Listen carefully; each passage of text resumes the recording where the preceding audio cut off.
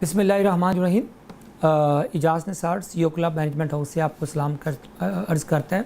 हमारा एक सिलसिला है टॉकिंग बुक्स का, तो हम लोगों को आज ये हवाले से जो सिनेरियो चल रहा है तो उसके कोविड का, तो उसके अंदर हम मुख्तलिफ़ किताबें सजेस्ट करते हैं कि आप ये बुक्स ज़रूर रीड करें। ये रिसर्च ओरिएंटेड बुक्स हैं और आप इनकी जो है उसको डिटेल में जाके किताब पढ़ लें अगर आपको अच्छी लगेंगी। यहाँ हम कुछ चंद मिनटों में आपके साथ वो जो किताब की जो की लर्निंग शेयर करेंगे। तो आज की जो किताब है वो tough times never last but tough people do by Robert Schuller की किताब है। इसके अंदर ये बताता है कि जो टफ़ टाइम्स जो होते हैं वो never last but tough people do, यानी कि जो मुश्किल लोग होते हैं, जब रास्ता मुश्किल हो जाता है तो मुश्किल लोग जो होते हैं उसको फेस करते हैं, उसको ओवरकम करते हैं। उसकी वो 6 के करीब उसकी जो क्रिटिकल उसकी जो चैप्टर्स हैं उसकी मैं समरीज़ आपके साथ पेश करता हूँ कि कैसे जो मुश्किल टाइम आता है, टेस्टिंग टाइम्स आता है, हार्ड टाइम्स आता है तो लोग उससे बाहर निकलते हैं। नंबर 1, सबसे पहले people who overcome obstacles never stop believing, यानी कि सबसे पहले वो लोग जो मुश्किलात जिनको फेस करनी आ जाए, चाहे वो जॉबलेसनेस की है, चाहे वो होपलेसनेस की है, चाहे वो जॉब बिज़नेस की लॉस्ट बिज़नेस है, तो सबसे पहले वो अपनी जिस चीज़ को वो करते हैं वो उनका बिलीफ सिस्टम है। सबसे पहले वो अपनी ज़ात पे और अपने खुदा पे वो बिलीव रखते हैं कि जनाब ये वक्त भी गुजर ही जाएगा।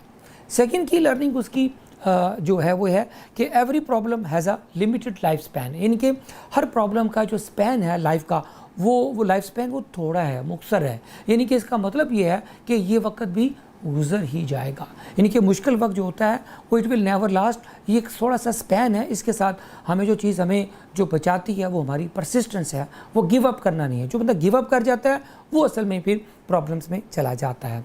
फिर उसके बाद थर्ड की लर्निंग है जो इस टफ़ टाइम्स नेवर लास्ट में रॉबर्ट शोलर लिखता है कि every problem will change you, यानी कि जब आप किसी प्रॉब्लम को फेस करते हैं तो उसके बाद जब आप इवॉल्व होकर आते हैं तो आप बिल्कुल डिफरेंट इंसान होते हैं। यानी कि जो प्रॉब्लम से पहले और प्रॉब्लम के बाद you are a different human being.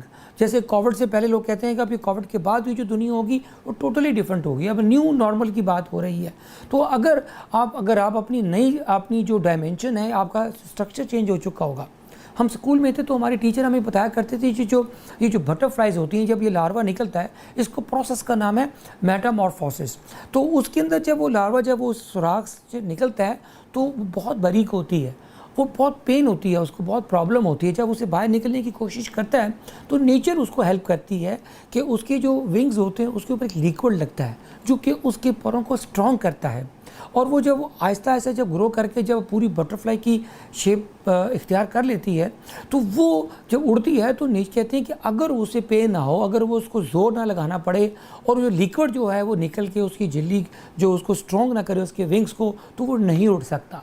तो इंसान को कुदरत भी जब प्रॉब्लम्स देती है तो उसको एक ब्लेसिंग इन डिस्गाइज होती है कि उसकी वो विंग्स को स्ट्रॉन्ग कर रही होती है। तो this is the third learning होगा Robert Schuller in the book. Fourth जो की लर्निंग है इस किताब के अंदर, वो कहते हैं कि जी जब भी आपको कोई प्रॉब्लम आ जाए तो you should ask God to help. अक्सर हमारे उस्ताद थे, हमें वो टीचिंग वो कहा करते थे कि जब भी कोई प्रॉब्लम आ जाए तो हम यूजुअली ये कहते हैं oh god I have a problem.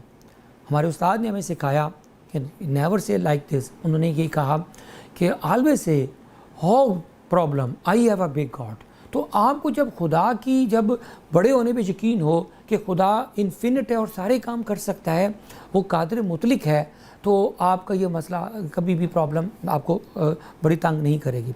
Fifth जो इशू है वो ये है कि problem disappear if we dedicate all of our efforts to solve the problem. हमारा एक प्रॉब्लम सॉल्विंग और स्ट्रेस मैनेजमेंट के अंदर एक प्रॉब्लम ये आता है, हमारे पास चॉइसेस नहीं होती, हमारे पास लिमिटेड ऑप्शंस होते हैं। तो कहते हैं कि जब प्रॉब्लम आए तो उसको आप उसको आउट ऑफ बॉक्स थिंकिंग करें कि ये प्रॉब्लम कैसे हल हो सकती है, क्या क्या सॉल्यूशंस हैं, तो जिसकी वजह से हम इसको अप्लाई कर सकते हैं। तो लिमिटेड जो चॉइसेस होती हैं ये इस प्रॉब्लम को एग्रेवेट करती हैं। लास्ट नॉट लीस्ट वो कहता है कि never discard an idea because it is something wrong in it. Pakistan जैसे मुल्क में अगर इस कॉन्सेप्ट को लिया जाए, इसकी की लर्निंग को यकीन जाने के पाकिस्तान में कोई भी कोई आइडिया प्रेजेंट करता है कोई प्रॉब्लम सॉल्विंग के हवाले से, उसको कहता है ये हो ही नहीं सकता, या लोग क्या कहेंगे। तो ये ऐसे कीवर्ड्स हैं, ये उसको किल किया जाता है। तो रॉबर्ट शोलर कहता है जब भी आपने अपनी ज़िंदगी में कोई मुश्किल वक्त आए, आप अपने आइडियाज़ के ऊपर create the ideas, more ideas, और उनको आप अप्लाई करें। आप देखेंगे आप उनका जो पॉजिटिव एंशन होगा वो नेगेटिव को ओवरकम कर जाएगा। तो ये हजूर ये किताब मैं चाहता हूँ कि इसकी मैंने आपको एग्जेक्टिव समरी प्रेजेंट किया कि प्रॉब्लम्स को कैसे सॉल्व किया जाता है। असल में कंक्लूड इस बात पे करते हैं कि हंसता खेलता चला जाता हूँ मौजे हवादस में।